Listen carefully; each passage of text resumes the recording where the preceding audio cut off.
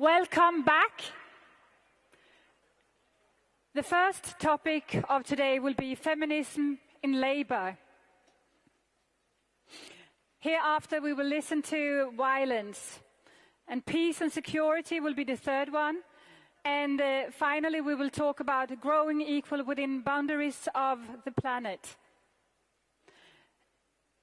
Each plenary session we will have here in the arena are divided into approximately 1 to 1.5 hours, and most of them will have a moderator who will open the sessions, and then we will have a unique opportunity to listen to 3 to 5 different speakers, and in the end the moderator will have a conversation with some of the speakers.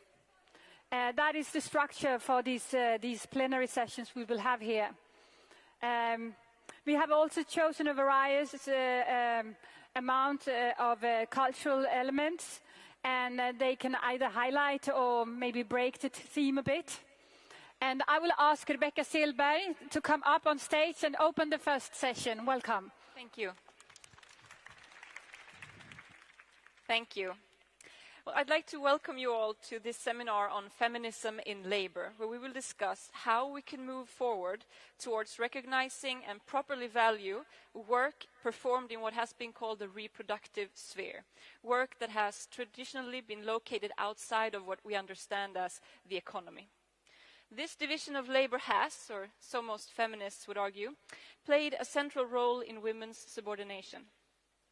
And this seminar will deal broadly with issues of how to change this. My name is Rebecca Selberg. I'm a sociologist and teacher at the Department of Gender Studies at Lund University. And my role here today is to moderate this fantastic opportunity to explore and expand the issues and strategies related to feminism in labor. First, let's enjoy the band of the day with a repertoire including blues and soul, Afrobeat, slam poetry from Norway, Queendom.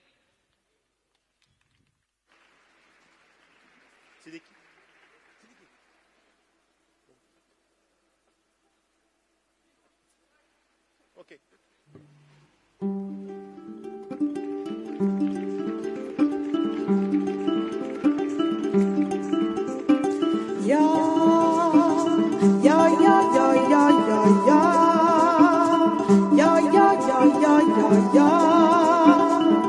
Ja, vi älskar.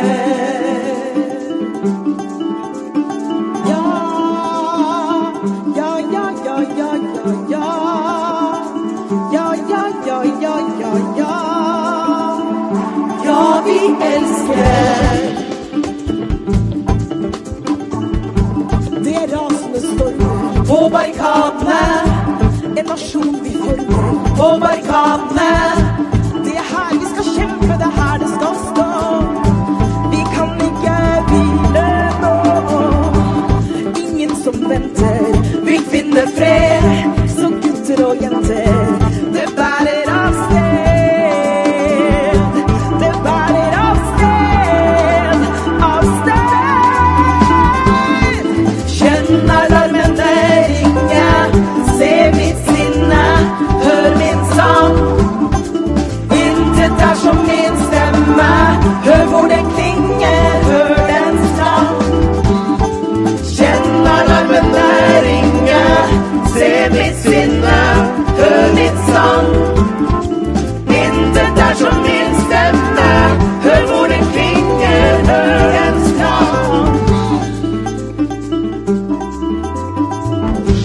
På den enaste tiden, en prekestol, där man och en kvinna, fra pol til pol. Om barrierberget står verden i knä. Hvordan kunne vi la det skje? Med hav i ryggen, vi fosser frem og tar skyggen. Nå kommer vi hjem. Nå kommer vi hjem. Nå kommer vi hjem. Kjenn alarmen ringe, se mitt sinne, hør min sång. Intet er som min stemme, hør hvor den klinger, hør den sklang. Kjenn alarmen ringe, se mitt sinne, hør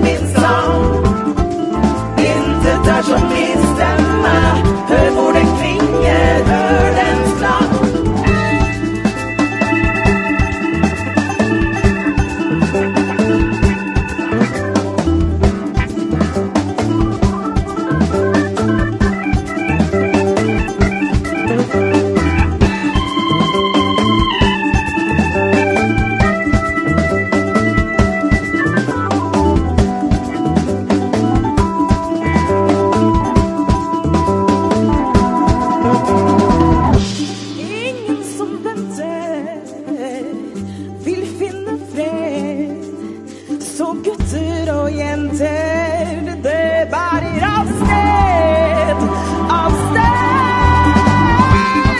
Kjenn alarmene ringe, se mitt sinne, hør min sang. Intet er som min stemme, hør hvor det klinger. Kjenn alarmene ringe, se mitt sinne, hør min sang. Intet er som min stemme, hør hvor det klinger, hør den sang. Ja!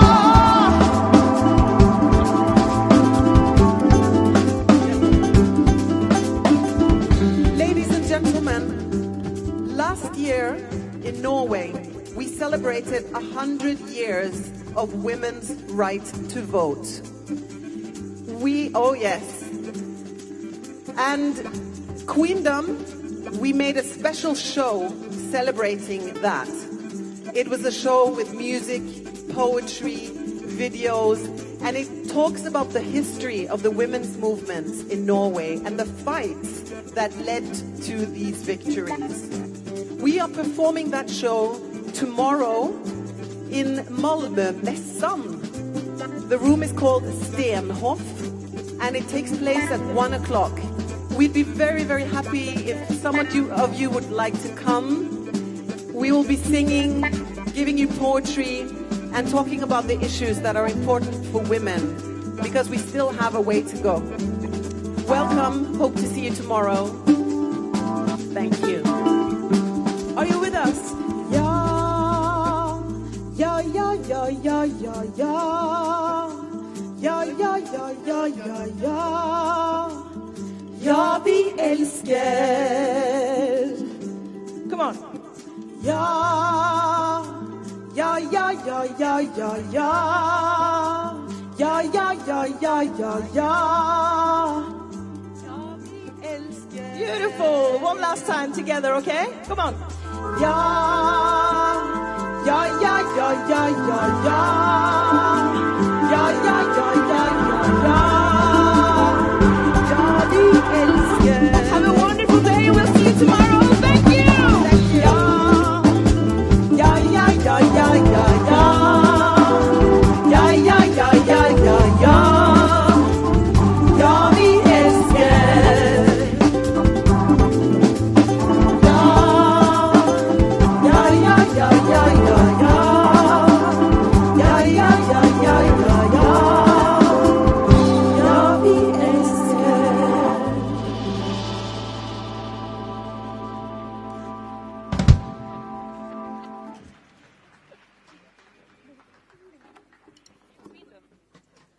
Mic issue? Yeah. Thank you, Queendom. Now we have a very interesting hour ahead of us.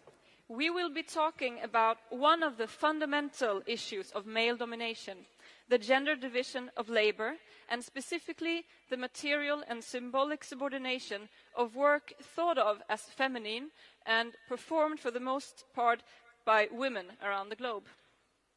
This session will begin with 6 short presentations by scholars and political actors who will address the issue of creating a society where women's work and feminized labor is recognized and valued. We have Soheila Yazdanpana, lecturer in economic history from Södertörn University, Stefan Löfven, party leader for the Swedish Social Democratic Party and prime minister candidate. We have the Finnish ombudsman for minorities, Eva Biaudet, Johannes Schmidt-Nielsen from the Danish Red-Green Alliance, the project manager at Icelandic Confederation of Labour, Mariana Traustadottir, and finally, feminist writer and world-renowned scholar and public intellectual, Cynthia Enlow. After these presentations, Dr. Yazdanpana, Mr. Löfven, and Professor Enlow will engage in a brief conversation on feminism and labor and answer a few questions raised during the event. I now welcome onto stage our first speaker, Soheila Yazdanpana. Hi.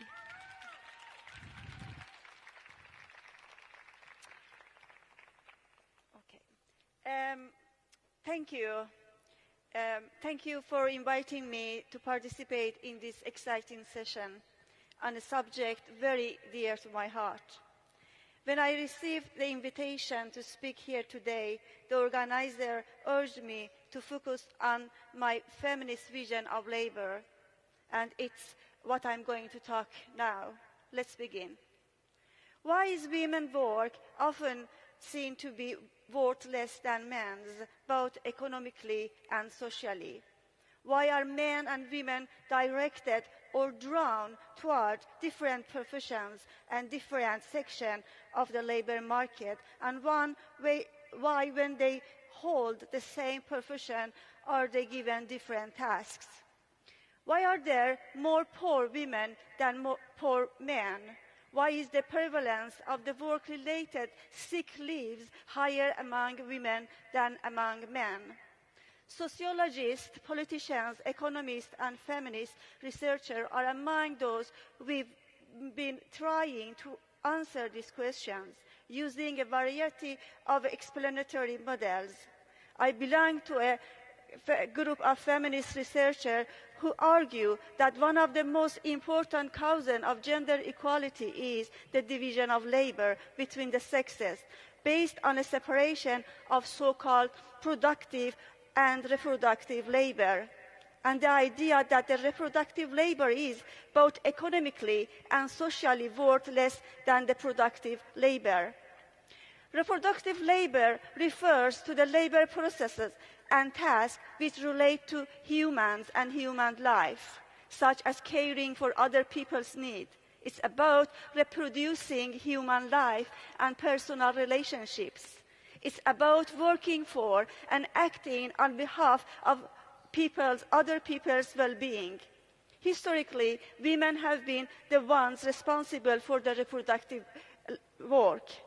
Productive labor refers to the manufacturing and production of goods and services. Both men and women have devoted their work to the production of goods and services, though they have often been asked to produce different things and perform different tasks. Ever since the birth of capitalism and wage labor, men have been seen as having the primary responsibility for the productive work. Women have taken the major responsibility for reproductive labor in the home and in society, all because they are women. This is based on a strange notion about how caring for the home, children, sick people, and the elderly that is caring are somehow built into female's nature. The reproductive labor has given women neither a higher social status nor material resources. On the contrary, it has limited their mobility and rights and has made them partially or fully dependent on men. It has also devalued their work whenever it has been carried out in the form of paid labor on the labor market. This state of affairs refers on the notion that productive labor generates economic value and affluence, which in turn has led to men and women's work being equated with economic success and prosperity. I want to draw your attention to the fact that this has not only marginalized women, but that it has also marginalized the very nature of reproductive work.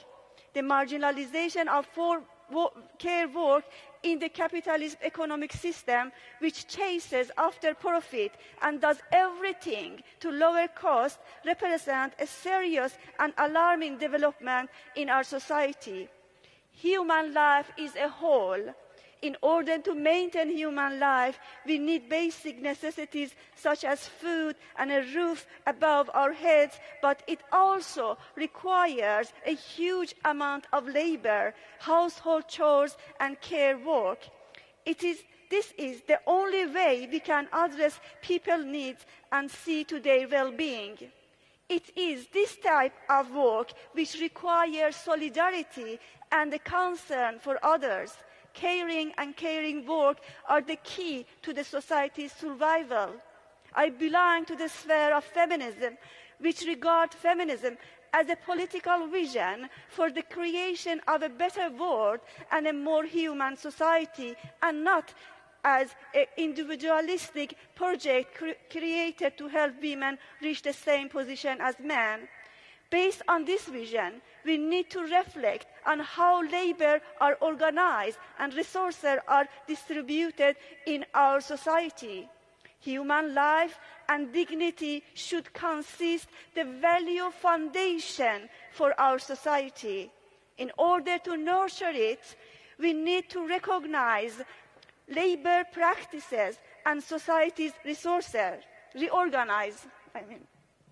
There are several sociological and psychological studies which show that humans are shaped by the life they lead.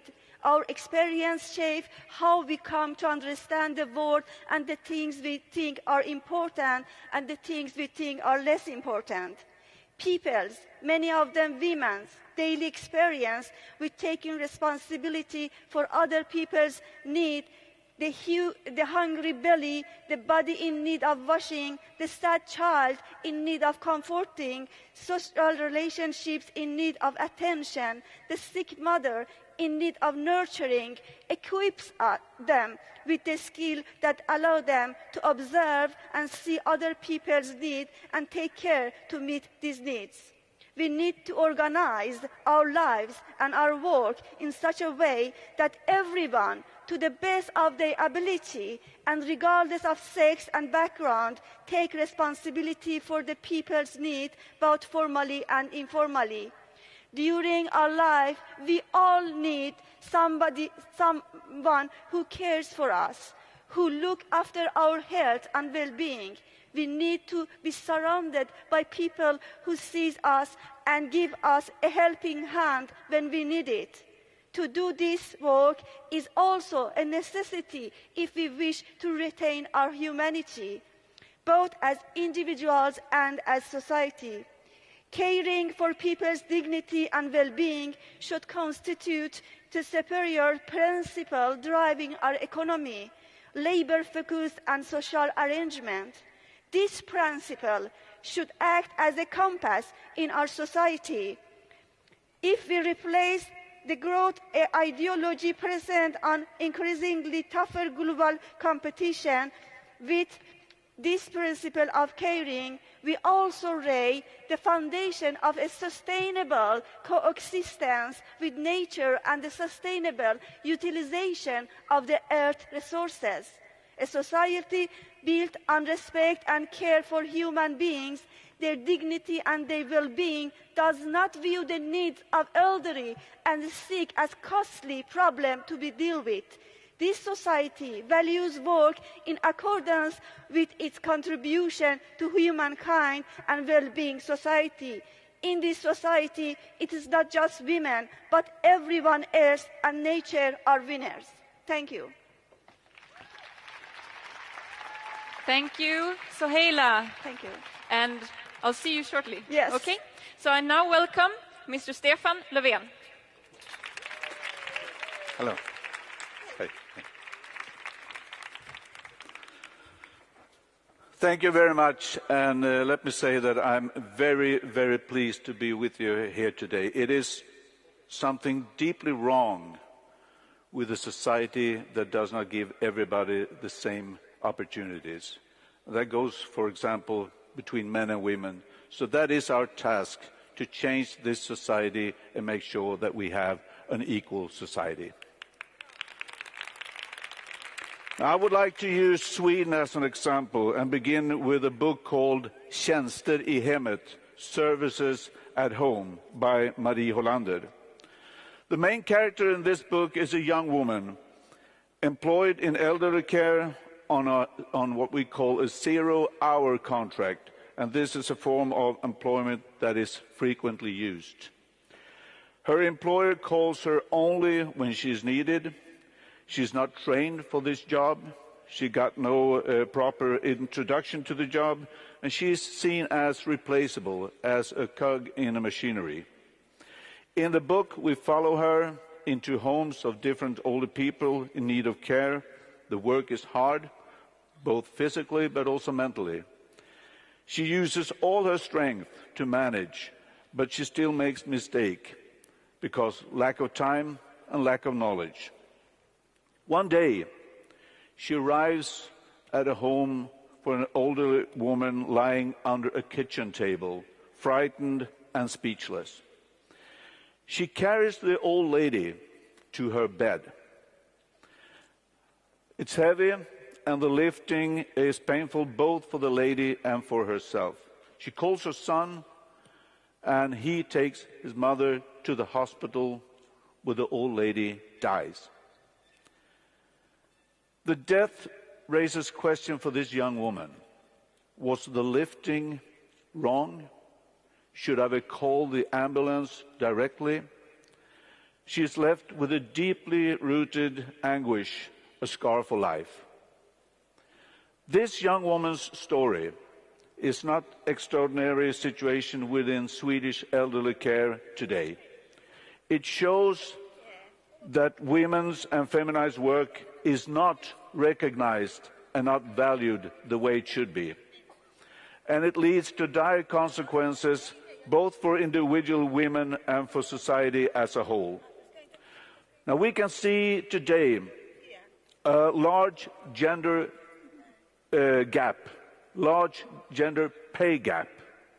We can see precarious work with temporary employment and part-time work is much more common among women compared to men. We can see working conditions that is worsening now in female-dominated sectors. And twice as many women as men are on sick leave. Both physical and mental problems have increased, and this is often due to stress, to understaffing and demanding contacts in the healthcare, in schools and at nursery homes.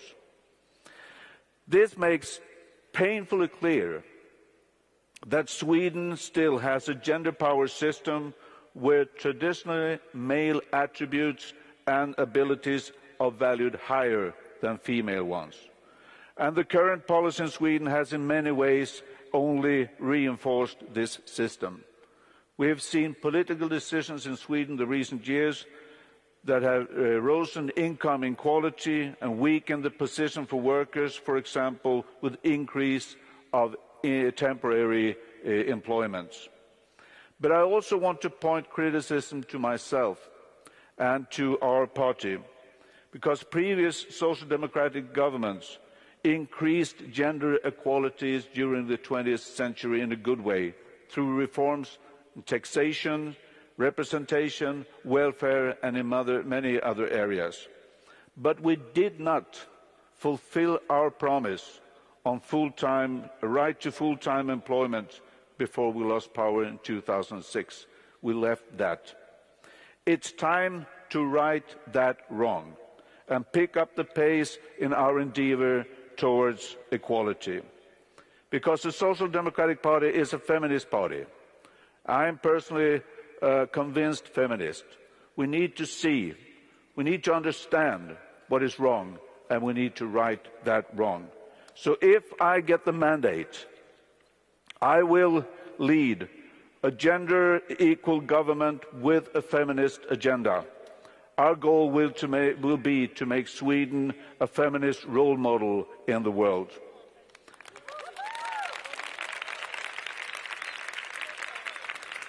This morning, I presented political changes for gender equality that we will push through during our first year if we come into government.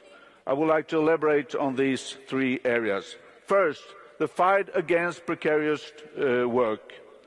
Second, the creation of gender-equal workplaces. And third, even distribution of unpaid work and the right to high-quality welfare services. First, the fight against precarious work. We have seen a great increase in precarious work, where people, mostly women, work on a month-to-month basis, on a week-to-week basis, or on a day-to-day basis. This is a disgrace for our country, for our labour market.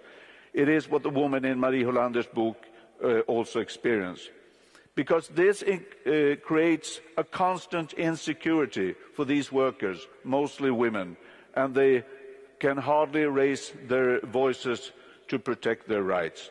We will therefore ban the misuse of temporary employment and solve the problem also with divided working periods. We will put reforms in place to make full-time work the norm for the Swedish labour market, also the female-dominated sectors. One important part is to make the right to work full-time a part of the collective bargaining system, so the national collective agreements should also include right to work full-time. We seek a majority to make that happen. Secondly, creation of gender-equal workplaces. First of all, we need to put demand on all employers to analyze salary levels at their workplaces from a gender standpoint. But we also need a stronger governing body that works actively to create equal workplaces and better working environments. This will be done through investments, through regulation and increase in research that can put theory into practice. Third, the even distribution of unpaid work and the right to high-quality welfare services. A feminist analysis of labour has to take into account this unpaid housework and care work. Study shows, for example, that in Sweden we have about 140,000 of our workers, mostly women, have shortened their working hours or stopped working entirely to take care of their elderly relatives. Our goal must be to have an equal and even distribution of unpaid work and welfare services that support people, all people, male and female workers in their career.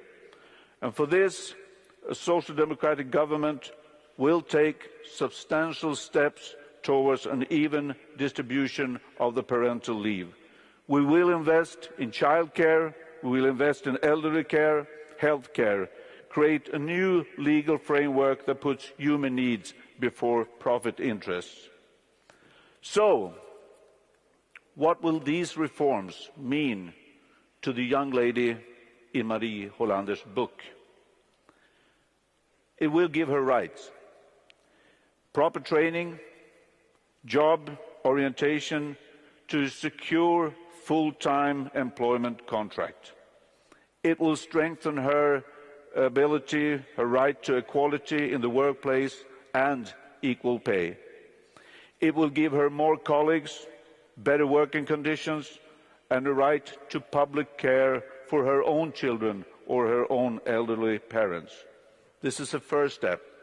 Surely we must proceed with other steps. That work has to be side by side with reforms to make the society more equal in general. But our goal is clear. It is our duty to create working life that never crushes dreams, but on the contrary, make dreams come true. Thank you very much. Thank you, Mr. Löfven, and we look forward to talking a little bit more with you later Right. on. So Yes. Thank you. And I now welcome to the stage the Finnish Ombudsman for Minorities, Eva Biaudet. Hi. Welcome.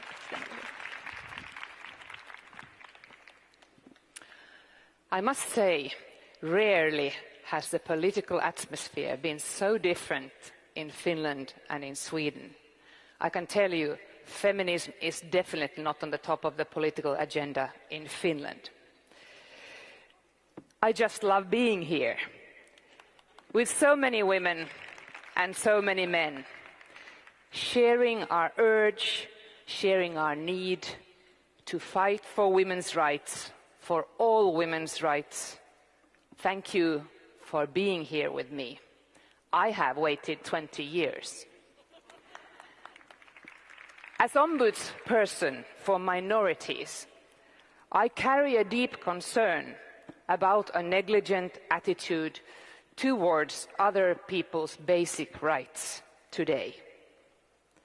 And when minorities are pushed about and away, the women within these minorities have less room to grow on equal terms, not to speak about the possibility for some outgrowing their men. the more threatened a minority experiences its position, the less space there will be for diversity within, and the less freedom of choices and equality the women will have. The Finnish Roma have lived in Finland for hundreds of years. Yet their position in Finland is far from admirable. In the recent Ombudsman's survey on Roma, we found that close to 70% of Roma people have experienced discrimination during the last year. A comparison to the results of the EU MIDI survey from 2009 illustrates that the Roma in Finland experience considerably more discrimination in their everyday life than Roma in the Czech Republic, Africans in Malta, Roma in Hungary, Poland, or Greece. This has indeed come as a surprise to us. For Nordic standards, this is unacceptable. These figures shout out the need for focused policy measures to better include Roma. The benchmark needs to be set much, much higher, and the ambition of true equality in our societies must not be blurred. Our survey on Roma found that altogether half of the Finnish Roma women had experienced discrimination when looking for work during the last 5 years. In immigrant background minorities, the participation of women in the labour market is clearly lower than in immigrant men. Among Roma people, young Roma have higher education and are more present in the labour force. Yet, their experiences of discrimination remain. They report the highest numbers of discrimination in recruitment. The survey on Finnish Roma identified 3 main factors that contribute to Roma's relatively weak labour market position in Finland. 1, lack of education, 2, discrimination, and 3, the position of women. Firstly, the educational level of Roma is weaker than that of the majority population. This is slowly improving, but still, particularly girls from socio-economic weaker backgrounds do not educate themselves when having started families at an early age. Second, also employers hold deeply rooted prejudice against the Roma. However, nearly 90% of the respondents have not filed any complaints against an employer on discrimination. There seems to be a fatigue of fighting, a feeling that real change is impossible. Thirdly, almost 40% of the respondents answered that there are particular problems concerning the position of women within the Finnish Roma community. And more than 60% claim that there is a lack of equality between men and women within the Roma community. Of the respondents, a fifth perceived that the Finnish Roma women's traditional dress is problematic, inter alia, in the context of employment. For one, it is seen as limiting employment opportunities because many employers do not accept the traditional Roma dress as work clothing. At worst, the situation is such that Roma women decline work offers because they would not be allowed to wear the traditional dress at work. Some women, however, decline job offers because they fear negative reactions from the Roma community itself. Accordingly, the issue of Roma women's traditional dress in Finland is also, in fact, a question related to individual rights, of the right to choose a profession of one's own choice, without fears of being accused of disrespect of their own culture. In most societies, women are considered to be culture bearers in good and in bad. Women who have strived for equal rights have throughout history been fought with claims of anti-cultural behavior. We have had to break taboos of what is considered to be private, and we have given words and politics to phenomena such as violence against women. We have revealed self-nurturing patriarchal structures in economy when we have reached for leadership positions, claiming equal choice and opportunities. Why would this strive for equality be different when it is about women from ethnic minorities? In the same way, the Finnish Roma women are accused of acting out against their own traditional Roma culture, when in fact using their equal rights to choose education, to choose profession, paving the way for younger women to follow, and then at the same time feeling proud of a stronger Roma culture that can embrace equality between men and women. Here today, we need to make visible that inequality and discrimination of women has always been claimed to be part of valuable traditions.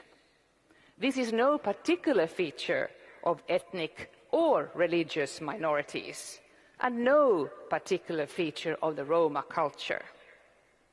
Claiming this has rather been a handy tool of power for any patriarchal structures to use against women, to make them believe that their personal strive for equal powers is somehow against their own family or disrespecting traditional values. Access to work means access to economic independence. We all know that. But it's also a confirmation of being included and accepted into society. We all need to be given the right to belong and the possibility to belong to diverse societies, to working life as well as family. To improve the labour market position in Finland of the Finnish Roma women and all women from ethnic minorities, we must actively combat their discrimination in the labour market. We need to make the discrimination visible, and we need to have policies and concrete measures against discrimination in the labour market, and they will then hence give better results on equality. We need to have more open recruitment procedures, including better information on decisions that will educate us how discrimination can be part of what we perhaps have been perceived as neutral. Last year in Helsinki, just to conclude, I once again saw a miracle happen when active and talented Roma women activists from all over Europe created a network for enhancing Roma women's rights. I saw the spark in so many eyes, and I heard voices full of belief in a better future for themselves, a better future for their daughters and for their sons. I saw women empowering each other, believing that the success of women would indeed be key to the survival and prosperity of their Roma cultures in their countries and in Europe. We, the Nordic feminist movement, the women of the North, we can support them by promising ourselves to examine our prejudice and stereotypes on Roma and to fight by their side for their rights, for our rights as women, for human rights for all. Thank you. Thank you. Thank you so much, and I have a small flower for you. Thank you. Okay, I now welcome our next speaker from the Danish Red Green Alliance, Johanna Schmidt-Nielsen. Thank you. I must admit that I always get a little jealous when I'm in Sweden, because your social democrats are actually feminists. Perhaps we should send our prime minister to visit Stefan. I believe that one of the biggest problems in the Danish debate about gender equality, and that is regardless whether we are talking about gender equality on the labor market or abuse against women, the biggest problem is that too many people do not recognize that we have severe problems with gender equality. It is actually a widespread belief that the fight for gender equality has more or less come to an end, and that the only place relevant discussing this issue is among the Muslim minority. And I must admit that sometimes I suspect the people who are extremely interested in the problems of gender equality in the Muslim community of being more interested in casting suspicion on Muslims than actually solving the problems of gender equality. In Denmark, we have experienced the right-wing passing legislation that resulted in a large number of immigrant women losing their economic maintenance, leaving them entirely economic dependent on their husbands. Despite the fact that, of course, the fundament for gender liberation is economic independency. To be 100% dependent of your husband is a very bad way or a bad starting point for liberation and for gender equality. So, as I said, perhaps some of these people who are extremely interested in the Muslim community is not really feminist. Perhaps they have another agenda. The reason why it is relevant that a lot of people in Denmark pretend that we have equality in Denmark is, of course, that if you do not recognize that there's a problem, no action will follow. Regarding the gender issues on the Danish labor market, I'll start out by saying that the debate has revolved very little about the ordinary labor market. The gender equality debate in Denmark has for a long time been about the women at the bottom of society, namely prostitution, or it has been about women at the peak of society, namely the underrepresentation of women in the high end of business. And both discussions are definitely relevant, of course. And I know that people say you are an elite feminist if you care about the board's position, but of course it is relevant that women are systematically underrepresented in the places in society where there is power.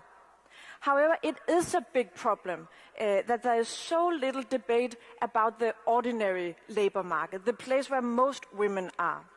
It should cause massive protest that women in Denmark on average earn 18% less than men.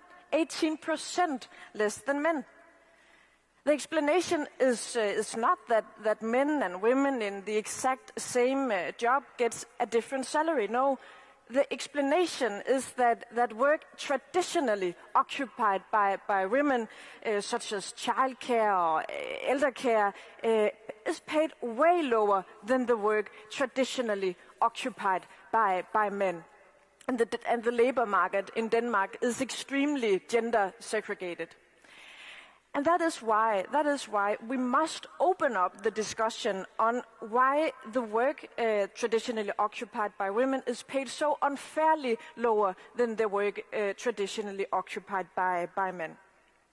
And we often hear in Denmark that this is not a debate politicians should interfere in because, salaries, leave it to the stakeholders on the labor market, people say. But I don't agree. I mean, clearly, we can do something about this as politicians.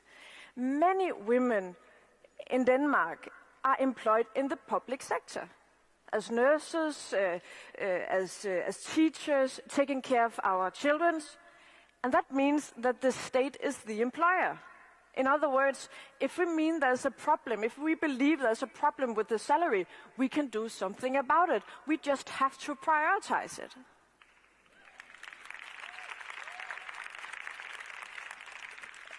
besides that, structures exist that maintains the inequality on the labor market. More than 90% of the parental leave is taken by women. More than 90%. This is simply unacceptable. The consequences is at the expense of the women. Young women have a harder time getting a job than in general, and often ends up with a lot less retirement saving than men.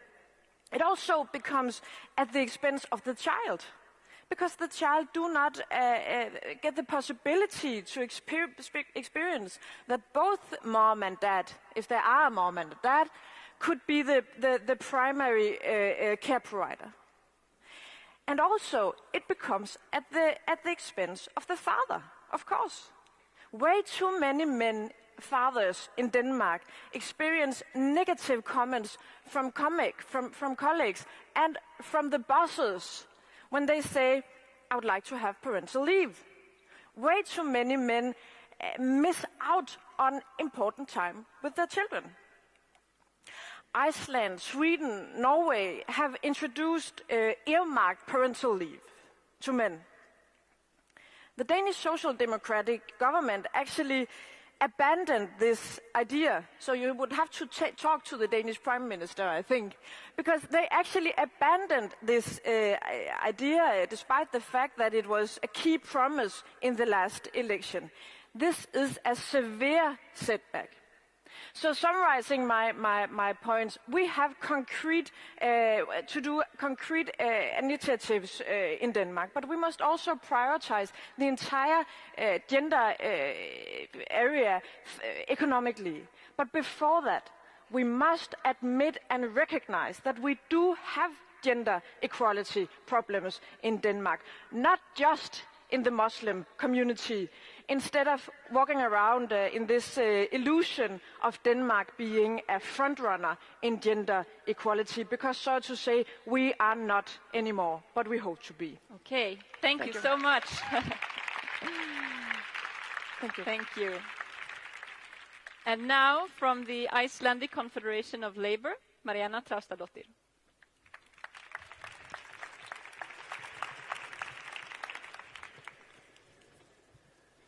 Hello, and I want to thank the Nordisk Forum for inviting me here, because I am a woman with a mission. I am here to tell you about this new exciting tool that we are using in Iceland to fight the gender pay gap. Women in Iceland celebrate the 24th of October. On that day, in 1975, over 50,000 women all over the country went on a day strike and demanded action.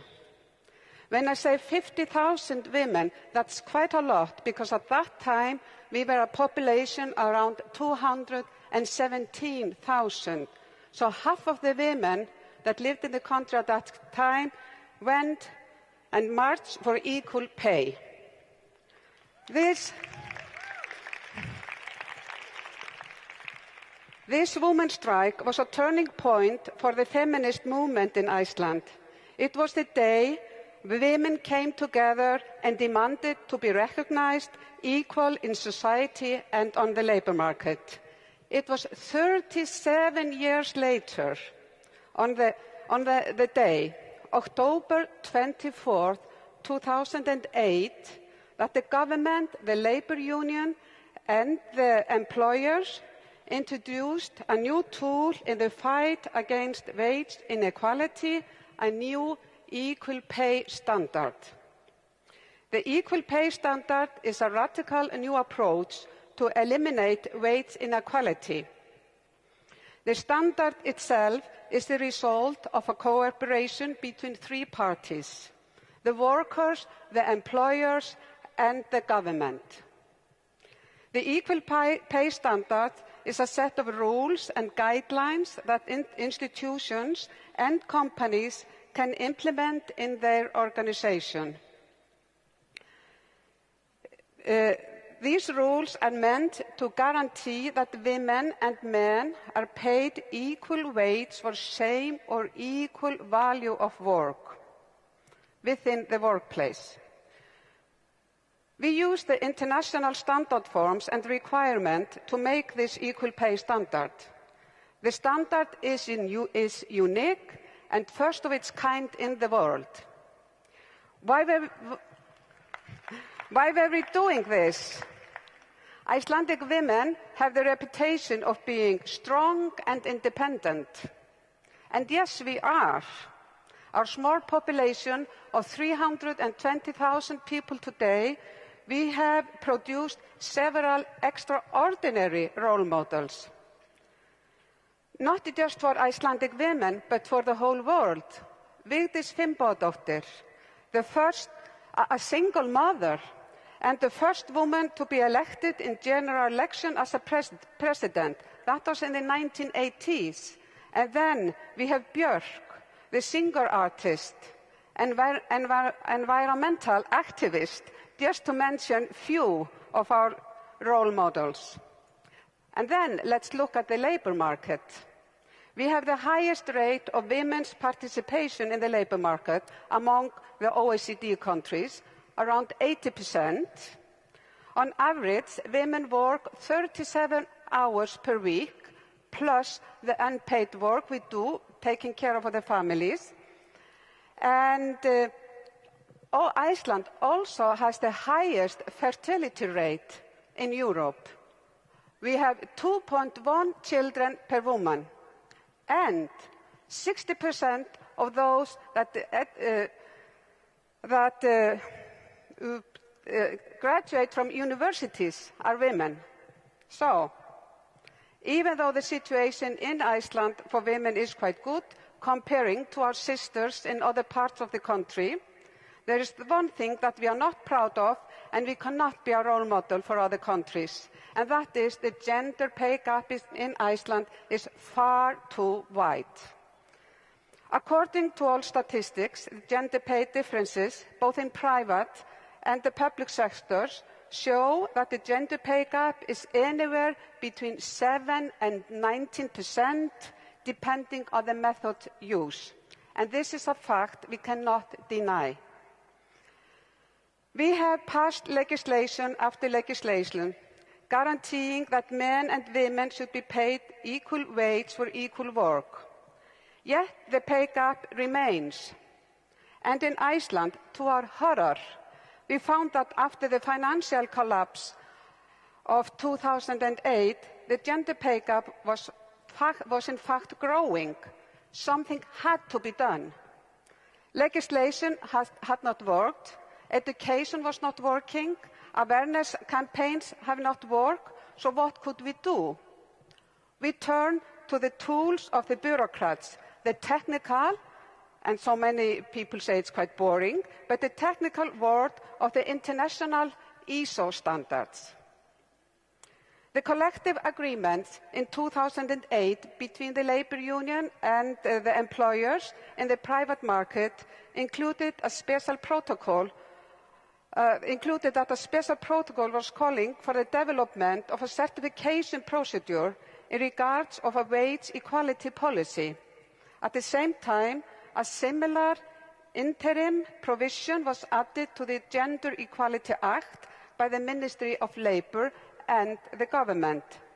Why do I stress this point? It is because it's the basis of the result of the project and the fact that it is a success. This collaboration between the three parties, government, workers and employer, is vital. The social dialogue and the consensus that took place during our work. I was involved in this project from the beginning for the workers. I think none of us that participated in this learning process, as I prefer to call it, could ever have imagined it would take as long time as it did. It was on June 19, 2012, that we presented the standard, and it was published in its final form in December the same year. Yes, it took over 4 years, over 100 meetings with some intervals, because we did not always agree. We had our disagreement, but we always came to a consensus that we all could agree on. Well, I don't have time to go into the technical details of this equal pay standard, but I can tell you what the standard can do. When companies have fulfilled the requirements of the standard, they can ask for certification that the company pays equal wage to its male and female employees. And when a company receives this certification, they can advertise it to their customers. Just like companies and products can be certified green or certified fair pay, now they can be certified as being equal pay. Are we on the right track with the equal pay standard? My answer is yes, we are. Lots of things are happening right now regarding the implementation of the standard. We have a special task force on behalf of the government and the social partners that are working together, and I'm in that special force, and our main task is to deal with equal wage issues. We have been productive, and among our tasks is to work with institutions and enterprises to promote the equal pay standard. I'm glad to confirm that many institutions, communes and enterprises are in the process of implementing the standard, and many others have shown interest. We will have some results this autumn, and I'm really looking forward to that. Iceland is on the right track with the equal pay standard. Will it eliminate the gender pay gap? It will take time, as the standard is voluntary. But it is a positive tool, and I have full confidence that it will make a difference. Iceland can be a role model for other countries, and in the near future, the equal pay standard will be translated into other languages, and others can use this tool in the fight to eliminate the gender pay gap. Thank you. Yeah. Thank you so much. Thanks. You. Okay. And now I welcome to the stage feminist scholar and activist Cynthia Enlow.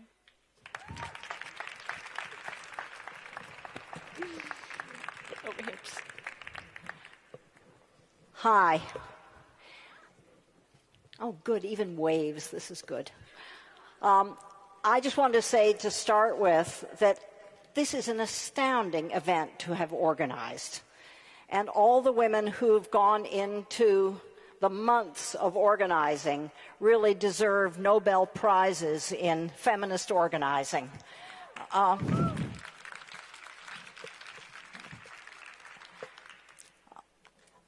When I was asked to speak in this particular forum, I had been thinking a lot about women in domestic work, in paid domestic work, and I thought perhaps this might be a moment to share some of my thoughts on that, but also mainly what I've been taught by women who've organized as domestic workers. We're in a very particular moment in history, and of course this Nordic Women's Forum itself is happening in history. And one of the distinguishing characteristics of the moment that the Nordic Women's Forum is meeting is it's at a time in world history where the numbers of women working in domestic work are burgeoning.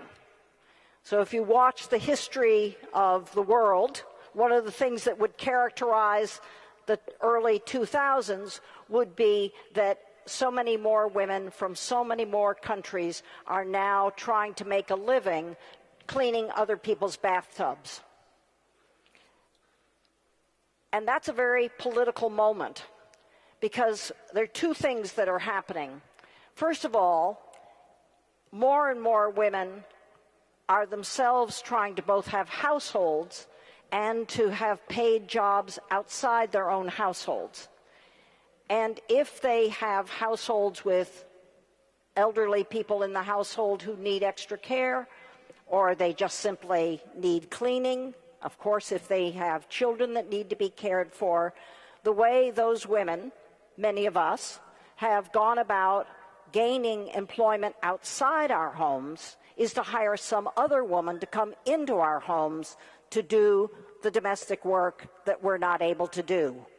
So the more that women seek paid work outside the home, the more likely it is, not automatic, but the more likely it is that those very same women, oftentimes feminists, employ another woman, sometimes from their own country, sometimes from a poor class in their country, sometimes a rural woman migrating to the city from their own country, and increasingly women from other countries to clean, to take care of elderly parents, and to take care of children.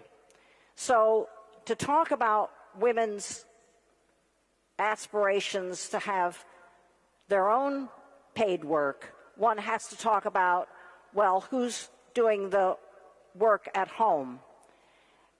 And that oftentimes is a woman from the Philippines, from Ethiopia, from Sri Lanka, from India, from Brazil, from Mexico, from Guatemala.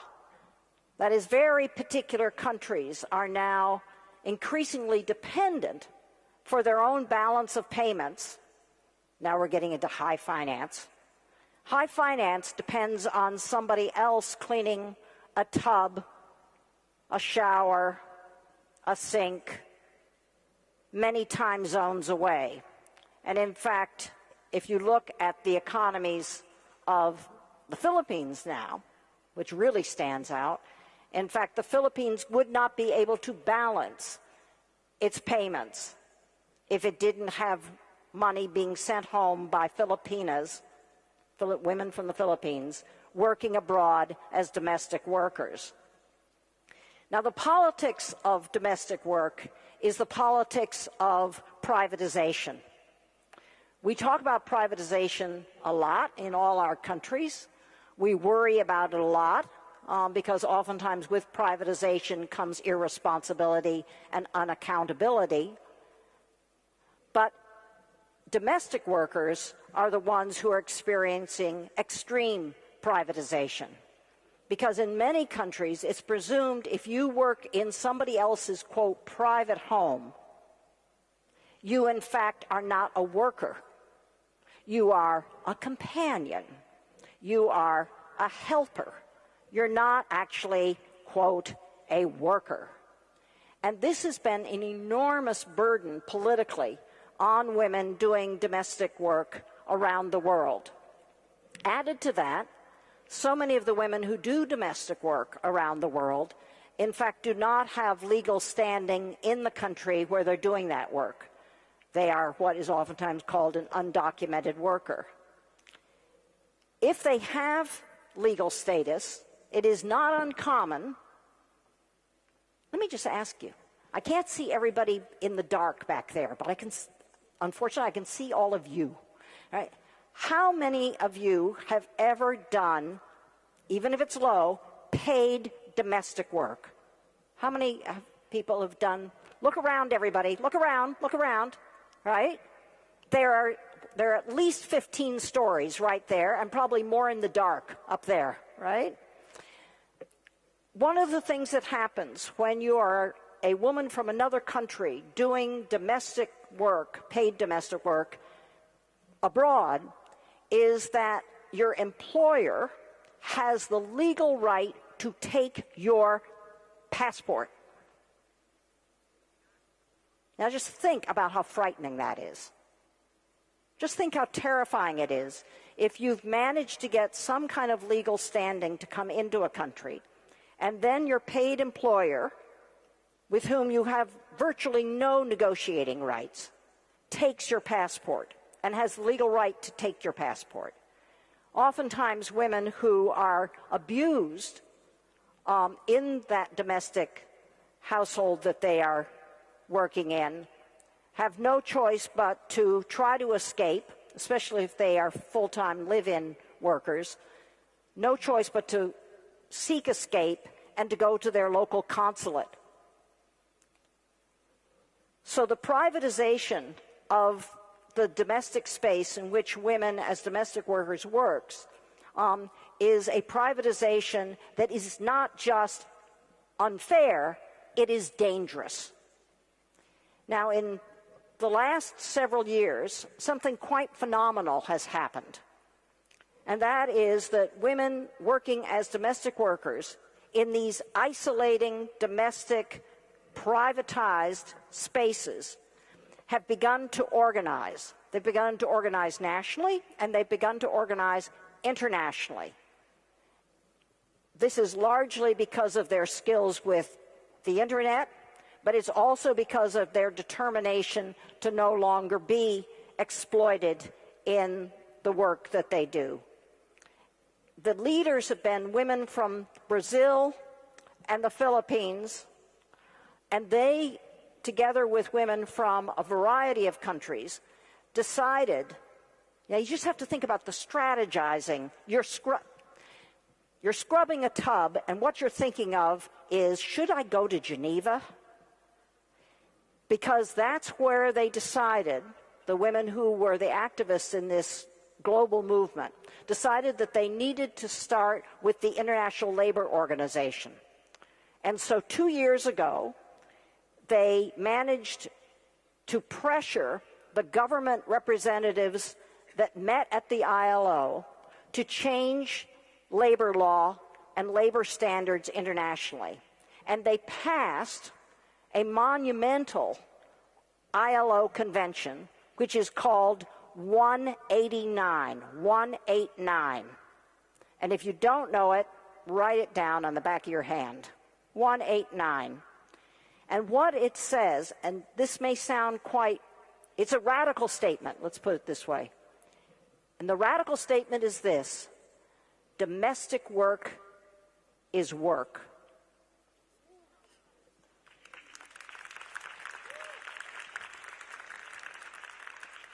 Because one of the things that they found that created these chasms, these loopholes miles wide in national law, was that domestic workers were exempted time and again every time labor rights were written into national law. That domestic workers were exempted, that is, the employers of domestic workers were exempted from having to be the upholders of rights of women who worked as domestic workers in their, quote, private spaces. So the most radical statement of ILO Convention 189 is that domestic workers are workers, which means that they have rights that other workers are accorded by national and international law. Now, some of you kind of keep track of treaties. You know how hard it is to get a treaty institutionalized and then implemented. Keep this in mind. You have to have governments pass ILO Convention 189 for it to become part of international law that can be enforced. And second of all, to weave it into local national law. So now, those same domestic workers who amazingly got the ILO to pass Convention 189 are literally taking it on the road or around the globe. The very first legislature to pass ILO, that is to ratify, not only sign it, but to ratify it, was Brazil. This is not necessarily what you would expect. The Brazilian government is also very dependent on remittances sent home by women as working as domestic workers. That is, you could say, as a Brazilian official who watches the balance of payments, we can't afford to have our Brazilian women abroad have too many rights because they won't be able to get as much gainful employment to send money home to help balance the budget in Brazil. But in fact, the women working as domestic workers in Brazil had organized in Brazil to the point that they were able to push the government to sign 189. At this point, one of the things for all of us to ask, I know the answer, unfortunately, in my own country, one of the things to ask is, has your own government signed and ratified Convention 189? And if not, why not? And what are the arguments made for either delaying the signing or for not ratifying? Because behind every one of those hesitations, every one of those resistances is a denial of what real work looks like and women's rights to not only do real work, but be treated as workers and to have the rights of workers. Thank you very much. Thank you. And you can stay here. Okay. Yeah. Okay. So, thank you. I now welcome Dr. Soheila Yastampana and Mr. Löfven to the stage to join Professor Enlow. Thank you so much for being here. This has been very interesting. My first question is this. Why don't we have, in the European welfare states, equal rights, equal standing, and equal pay in the labor market after years of organizing and political rhetoric? Mr. Löfven. I will mention two perspectives. One is that this is, in a way, a question of power. It can be regarded as a question of power, but we have to get out of that in order to get the real gender equality. But of course, in a system, in a society where some people are being dealt better with than others, those with a better position will feel that the others can be a threat. This is something that we have to get out of, because this is not the proper way of thinking of it. We can only have a successful society if everybody is treated in an equal way, and that is why gender equality is such an important perspective. The other issue, I believe, is that there are more hidden norms. There are there, but not everybody is aware of that. So that is why resources for education and also to research on these issues are so important, that because we must reach a point when we get the clear insight. This is how it is.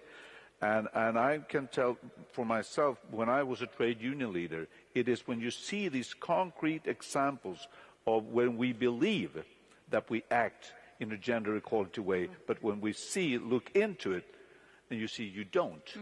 That is when you get that insight. We have to have that, because it's first at that very point that you start to do something. So we need the insight, then we need to act. Yeah. Cynthia.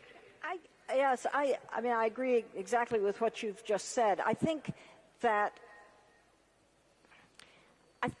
resistance takes many forms, and I think one form of resistance is really the resistance of not acknowledging our own personal complicities. That's why I think thinking about domestic work, paid and unpaid, is so important, is to try and delve into not just their being unfair, but to what extent do I in my everyday life become complicit in that unfairness? Because when you're really pushed, and feminists are known to be pushy at our best, that you realize you're having to be pushed because you actually are resistant. So I don't think we should imagine that just because we're all here at the Nordic Women's Forum, we aren't part of the problem. Exactly. Right.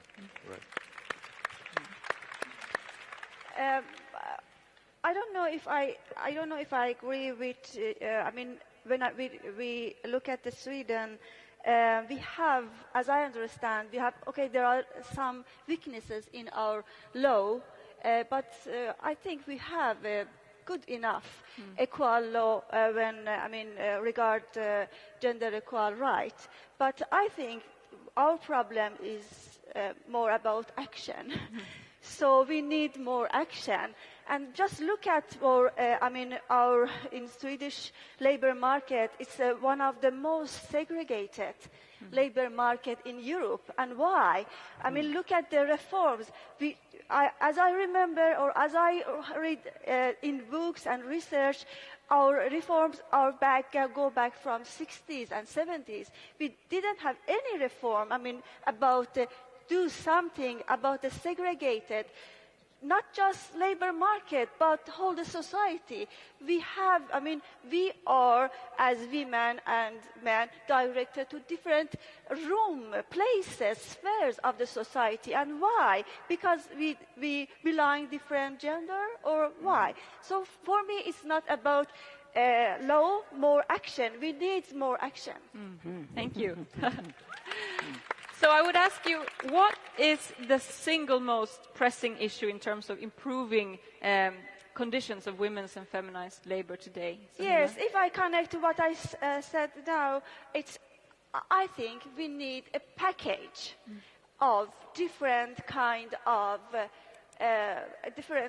of reform about the gender division of labor. So we should do something, and we should really try to identify how we can involve men in this process. More men involved to take care of and responsibility for reproductive and care work.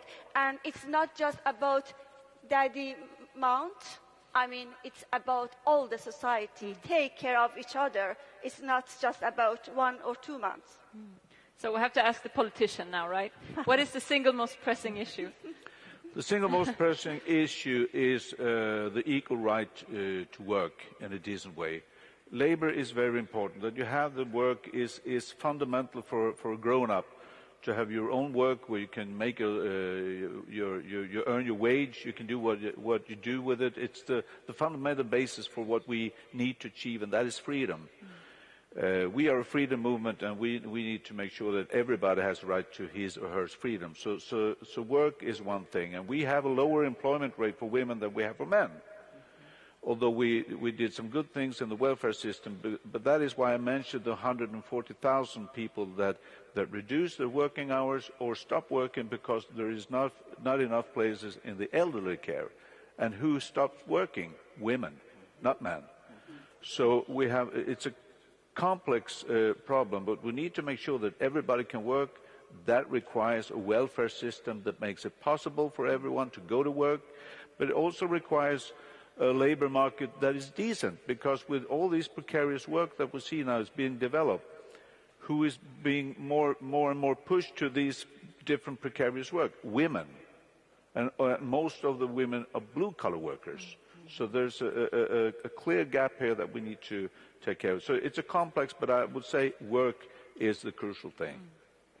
Okay. Do you agree? No, great. I don't want to leave out President. I was lucky. So we have here on stage 2 leading feminist scholars and activists, and the leader of the Swedish Social Democratic Party, which launched in the 1970s, I would say perhaps one of the most comprehensive political campaigns to include women in the paid workforce and end the male breadwinner system. So I would ask Dr. Jastampanna and Professor Enlow, what would you ask of Mr. Löfven and the Social Democratic Party and the labor movements in terms of political leadership and policy changes? And then I would ask Mr. Löfven, what would you need from the social movements and from research in order to formulate new visions and policies on this matter? And I will begin here with Professor Enlow. Well, since I can be non-political. I'll be unpolitic, right? And very political. Would you say in public what is going to be the biggest resistance within your own party to implementing your vision?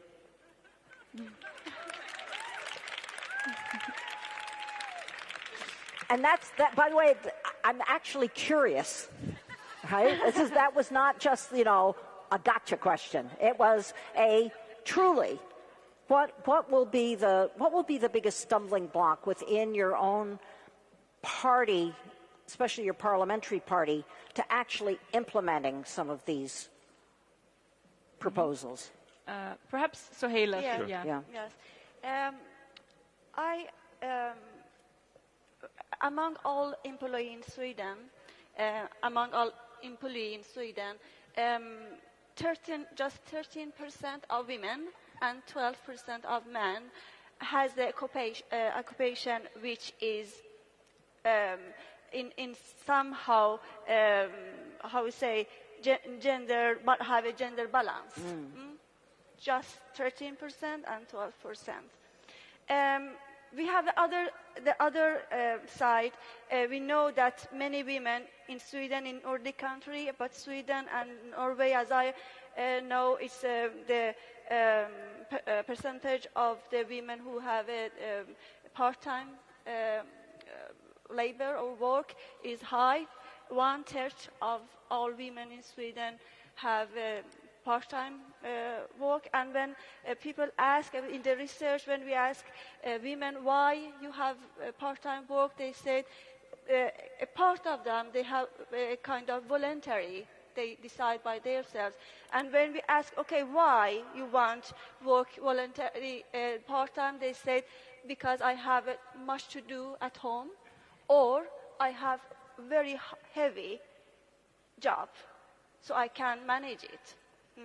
And people or women who have a kind of reluctantly, they don't want work part-time, they say because I can't get a full-time job, and it's the consequences of this kind of gender division of labor, and we have some kind of thought, strange thought that women manage.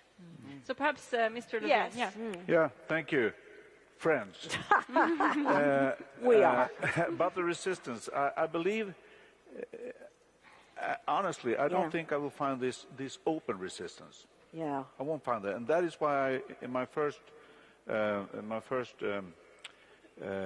introduction here, talked about these norms that we need to find out more about. What is it that makes us hesitate and not being active as we should be? So we don't find that resistance. I've just introduced this morning a new program, a social democratic 15-point program on for the labor market, the school, the education system, but also for the welfare system. So because we need to increase the gender equality, and that is not protested within the party. So I believe the answer to your question is more of leadership. Leadership. We need to make sure, we need to make clear where we are going, in what direction we are going. It's important for us to express, for example, I am a feminist. Because the word feminist to some are a threat. They believe that this is a threat, this is something against men. It's not against men. It's that you have the insight that we have a problem, we have to deal with it, and you want to do something about it. So I would say it's more knowledge that will make us more powerful in our action. Was that an answer to your question? Not good enough. I can see that. I just wish I were going to be sitting on your shoulder when you. Yes. Okay. I will think about you. I will think about it constantly, as from today. Second question about occupation and the conditions. We have, unfortunately, we have this segregated labor market. And I tried, when I was active within the industry labor movement, tried to change that, to get more women into the industry, because it's better for all workplaces to have a balance and a mix of employees. And we did several projects, several programs, and we saw some small step forwards, but at the end of the day, after 10 years, after 15 years, we can see it's still there. So I don't have a quick fix, but I do believe it's important. And one thing is crucial, and that is the conditions. The working conditions, wages, the working environment, and all these things, where we clearly can see that if you have a more male-dominated sector, where women take places in those sectors, conditions goes down.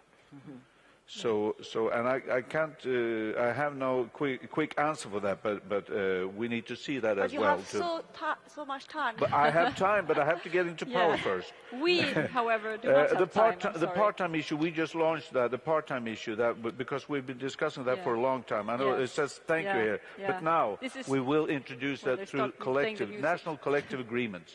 We need, that is for the public sector, so we as employers, if we represent the employer side, we can say to the workers, we will sign a collective agreement, a national one, that makes a full-time job the norm. Okay, thank you so much. Thank you. Thank you. Thank you very much. And I have a flower for you. Thanks. And one for you. And one for you.